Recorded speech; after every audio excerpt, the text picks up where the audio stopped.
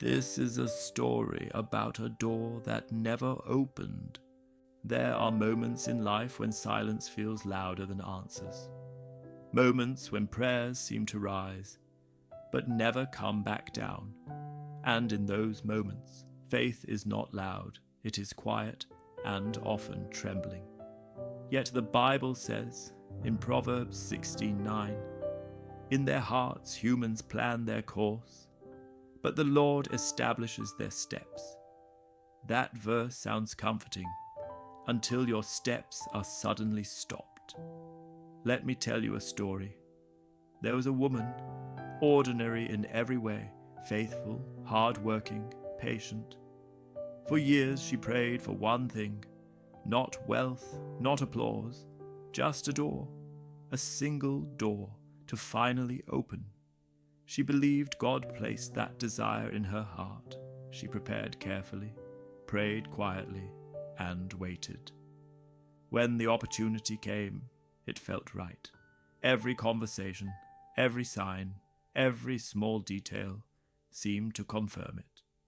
The interview lasted longer than expected. Smiles were exchanged, hands were shaken.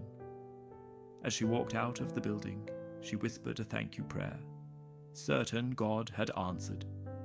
Then the message came, not in person, not with kindness, just words on a screen. "We regret to inform you, no explanation, no second chance, just a closed door."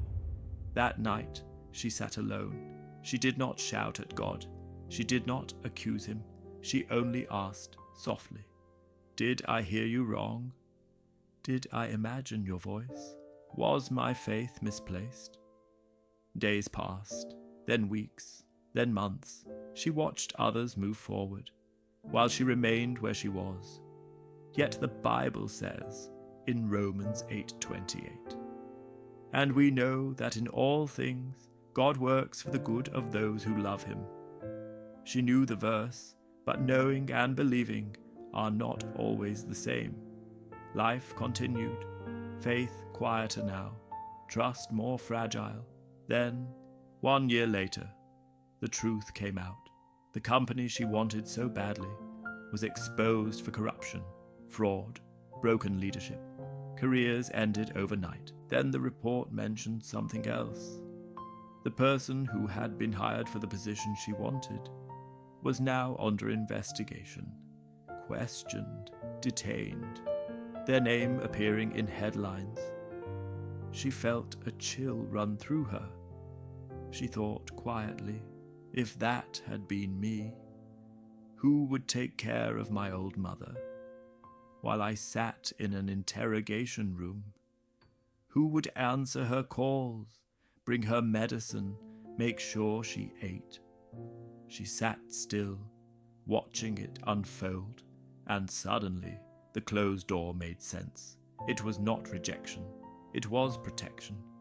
God had been silent, but he had not been absent. Not long after, another opportunity appeared, smaller, quieter, easy to overlook. It did not look like success, but it felt like peace. There she grew, she healed, she learned, she served. Her faith deepened, not because life became easier, but because God felt closer. And looking back, she finally understood. Yet the Bible says in Jeremiah 29:11, "For I know the plans I have for you, plans to give you hope and a future." God did not explain himself. He redirected her, and that is often how he works. So if a door has closed in your life and you do not understand why, if you prayed and waited and trusted, do not rush to call it failure. Sometimes a closed door is not the end of the road. It may simply be God, gently guiding you away from what you cannot yet see. And one day you may look back and whisper softly, "Thank you for the door you closed. I no longer ask why. I choose to trust what you will open."